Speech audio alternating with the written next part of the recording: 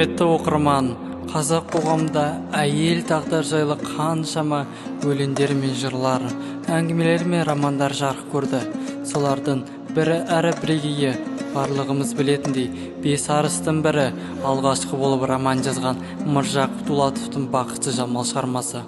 Онда өз сүйгеніне қоса алмаған Жамал Ғанидың қайтыс болғанына қатты қайғырып, қара жамылып, ақыры қыстың қақаған аязында мазар басында өледі. Осылайша шығарма трагедиямен аяқталады.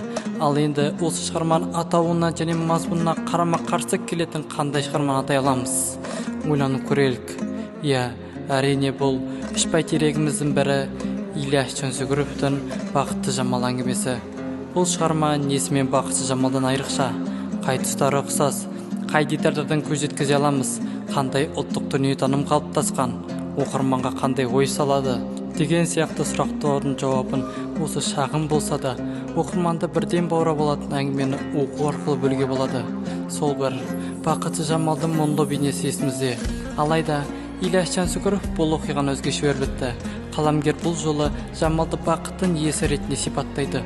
Ол қоғаммен, салтпен күресіп, өз сүйгенмен табысып, махаббаты мен еркіндігін қатар қорғай алған қайсар кейіпкерге айналады. Сонда қалай? Бір Жамал сорлы, екіншісі бақытты ма? Екеуі де қазақ қызы, екеуі де сүйді. Бірақ тағдыры неге екі түрлі? Ілияс Жансүгіров Бақытты Жамал арқылы қазақ елінің жана бейнесін, жанарған ой санасын, қоғамда өз орнын табуға талпынған батыл болмысын ашып көрсетеді. Жамалдың бақытқа жету жолы жеңілмеді? Әрине жоқ. Ол да өз тағдырында көптеген тосқауылдарға жолықты. Бірақ бұл жолы ол жеңіледі емес, жеңеді деп жазылған кейіпкер. Осы бір кішкентай ғана айырмашылық тұтас ұлттың рухани жаңғыруын, әйел затының биіктеген бейнесін көрсетеді. Шығармада тек бір адамның тағдыры ғана емес, тұтас ұлттық дүниетанымның эволюциясы, уақытпен бірге өзгерген қазақ қоғамы көзқарас жатыр. Махаббат, еркіндік, теңдік, осы үшеуі Бақытты Жамалдың өзегіне айналған. Жансүгіровтің стилі ол ерекше, әр сөйлемі ойлы, әр деталі астарлы, әр кейіпкер шынайы, сөзінің салмағы бар. Бұл шығармада жай ғана бір махаббат хикаясы емес, қазақ елінің күрескер рухы көрініс табады.